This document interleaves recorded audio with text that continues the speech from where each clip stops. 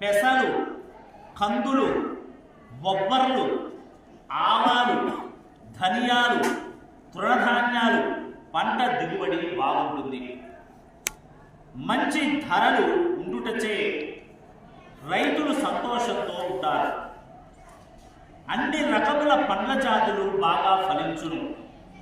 కానీ చేతికందే సమయాన ఏదో ఒక రూపం నష్టాలు కలుగును. నూనె రకాలకు మంచి ధరలుంటాయి. కొబ్బరి పంట బాగా పండుతుంది. పౌల్ట్రీ పరిశ్రమ అభివృద్ధి, ఆక్వా పరిశ్రమ వృద్ధిలో నుండి ఎగుమతులు బాగా జరుగుతాయి. ఈ సంవత్సరం కూడా ప్రకృతి వైపరీత్యాలు అధికమే. మహానగరములు నీట మునుగును. 2 లేదా 3 రోజులు ప్రజలు తీవ్ర ఇబ్బందులు ఎదుర్కొంటారు. 16 వీసములకు 8 వీసముల పంట ఫలిస్తుంది. ఉభయ తెలుగు రాష్ట్రములందు జలాశయములందు నీరు సమృద్ధిగా ఉండును. పశ్చిమాసియా దేశములందు యుద్ధ వాతావరణం ఉంటుంది. బంగారం, వెండి, షేర్ మార్కెట్ ఒడిదుడుకులుగానే ఉంటుంది. మన దేశములలో ఆహార ఉత్పత్తులు పెరిగి ఇతర దేశాలకు ఎగుమతులు చేయుదురు. ఈ సంవత్సరం తూర్పు ఈశాన్య దేశములందు, పాకిస్తాన్, నేపాల్ ప్రాంతములందు భూకంపం ఏర్పడును. ముందు జాగ్రత్త చర్యలు తీసుకునుట మంచిది. పశుపాలకుడు, దొడ్డి పెట్టువాడు, విడిపించువాడు విముడే అవటం వలన పాడి పరిశ్రమ బాగుంటుంది. డైరీ వ్యాపారాలకు మంచి లాభం వస్తాయి. పాల ఉత్పత్తులు పెరుగుతాయి. పశువుల ధరలు బాగా పెరుగుతాయి. పశు గ్రాసం ధరలు కూడా విపరీతంగా పెరుగుతాయి. చిన్న చిన్న డైరీలు అధికంగా నెలకొల్పుదురు. రాజు సూర్యుడొకటచే వేసవి కాలంలో ఉష్ణోగ్రతలు రికార్డు స్థాయిలో ఉంటాయి. ఉత్తరాది రాష్ట్రములలో అత్యధిక ఉష్ణోగ్రతలు నమోదవుటచే ప్రజలు తీవ్ర ఇబ్బందులు ఎదుర్కొంటారు. చైత్రమాసంలోనే తొలకరి వానలు ప్రారంభమగును. కృత్తిక, రోహిణి, కార్తెలు ఉష్ణోగ్రతలు అధికమవుతాయి. ఈ సంవత్సరం మరి ఇందాక చెప్పినట్లుగా రాజు సూర్యుడు ఒకట వలన రాజు మంత్రులతో అన్యోన్య అభిప్రాయాలు, వైరభావాలు కలుగును. ప్రజలకు శస్త్ర, చోర, అగ్ని, రోగ బాధలు కలుగును. ఫోర్జరీ నేరములు పెరిగినా పాలకులు, అధికారులు రక్షించుట జరుగును. అరాచక శక్తులు విజృంభించును. దేశమంతటా గృహ నిర్మాణ పథకం బాగుగా అమలు జరుగును. విదేశీ మారక నిల్వలు బాగా పెరుగును.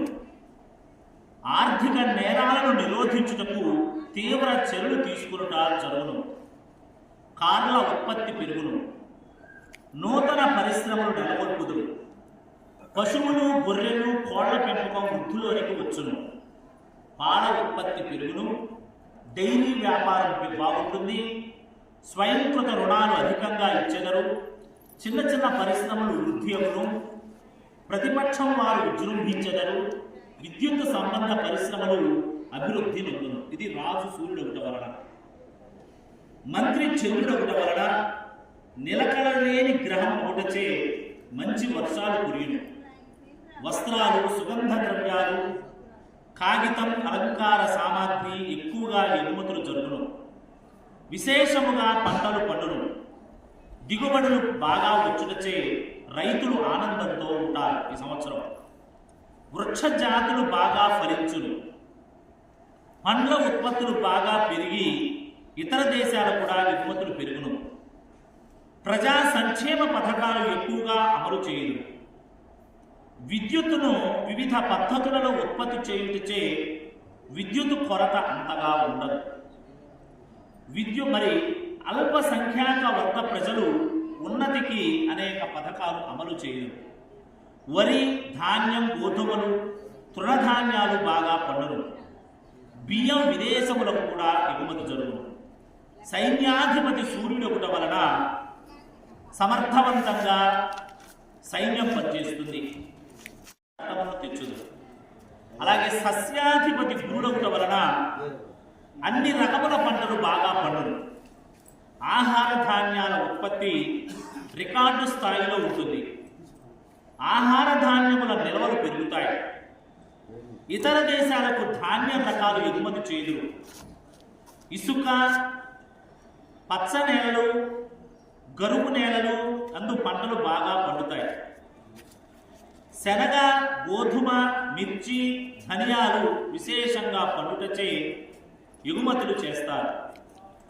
కాగితం, పంచదారను కూడా ఎగుమతి చేసి విదేశీ మారక ద్రవ్యం నిల్వలు పెరుగుతాయి. ధాన్యాధిపతి కుజుడొకట చేత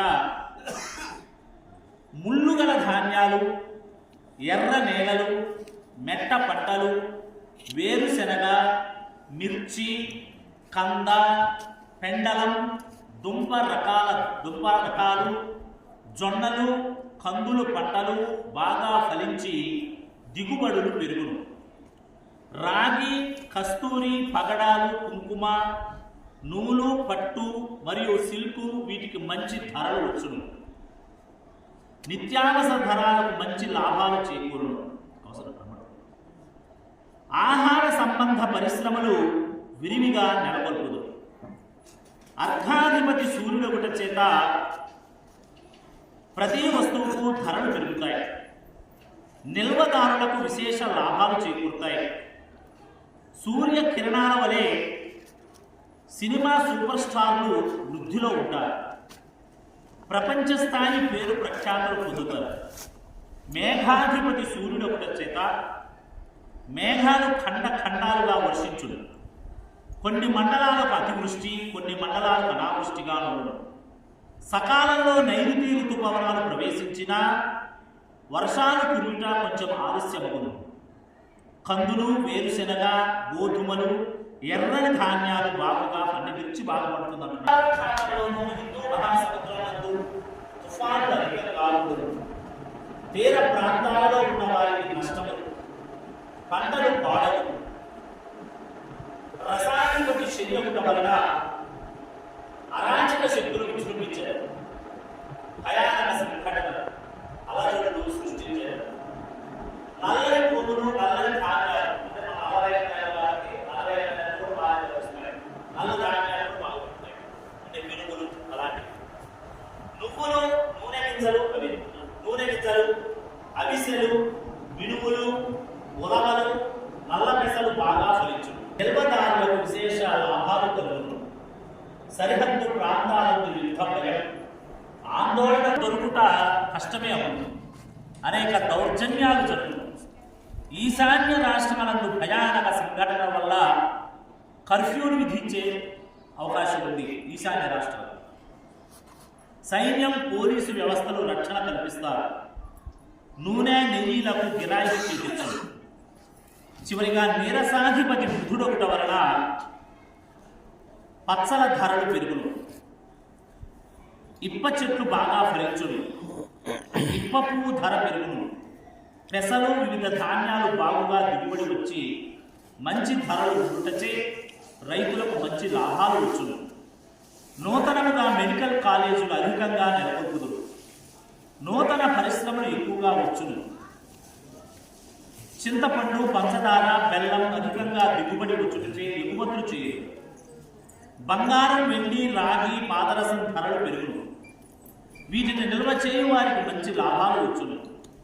సంవత్సరం ప్రారంభంలో ఖరీదు చేసి కార్తీకంలో అమ్మాలి. వ్యాపారం బాగుండి రికార్డు స్థాయిలో జిఎస్టి వసూలవుతుంది. అనేక నూతన పరిశ్రమలు నెలకొల్పుదురు. బాగా వృద్ధి సాధించును. ద్రవ్యోల్బణం తగ్గుముఖం పట్టును. ఇవి ఈ యొక్క రాజు నవనాయకుల వల్ల మన ఉన్నటువంటి జరిగేటటువంటి ఇవి. తర్వాత ఈ సంవత్సరం మకర సంక్రాంతి వచ్చేసరికల్లా సూర్యుడు 14/1/2026 రాత్రి 8:43 మకర రాశిలో ప్రవేశిస్తాడు. మకర అంటే 12 రాశులు ఉంటాయి.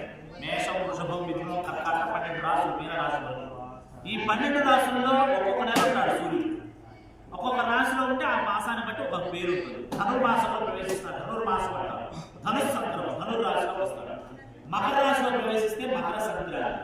అట్లా ఒక్కొక్క నెలలో ఒక్కొక్క రాశిలో ఉంటాడు సూర్యుడు. ఈయన మకర రాశిలోకి ఈ రోజు ప్రవేశిస్తాడంటే 14వ తారీఖు రాత్రి 8:43 ప్రవేశిస్తాడు. అందువల్ల 15/1/2026 తేదీనే ఈ సంవత్సరం కూడా, అంటే జనవరి 15వ తారీఖే సంక్రాంతి ఈ సంవత్సరం కూడా. అలాగే గ్రహణాలు ఈ సంవత్సరం మనకి మన రోజునామ సంవత్సరంలో గ్రహణాలు ఉన్నాయి 3, 4, కానీ మనకి ఏ గ్రహణాలు లేవు, మనకేం కనపడాల భారతదేశంలో. ఈ సంవత్సరం కూడా 4 గ్రహణాలు ఉంటాయి. ఈ 4 గ్రహణాల్లో మనకి 2 కనిపిస్తాయి, 2 కనబడవు. మన దేశంలో ఆశ్చర్యాల్సిన పని లేదు. ఇది మన దేశంలో కనబడే గ్రహణం సంపూర్ణ చంద్రగ్రహణం. ఎప్పుడైనా అంటే సెప్టెంబర్ 7వ తేదీన వస్తుంది. ఇది 7/9/2025 తేదీ భాద్రపద శుక్ల పౌర్ణమి ఆదివారం రాహుగ్రస్త సంపూర్ణ చంద్రగ్రహణం ఏర్పడుతుంది. ఈ గ్రహణం రాత్రి 9:56 నుంచి అలాగే మోక్షకాలం 1:26 వరకు ఉంటుంది. ఇది మన దేశంలో కనిపించేటువంటి గ్రహణం.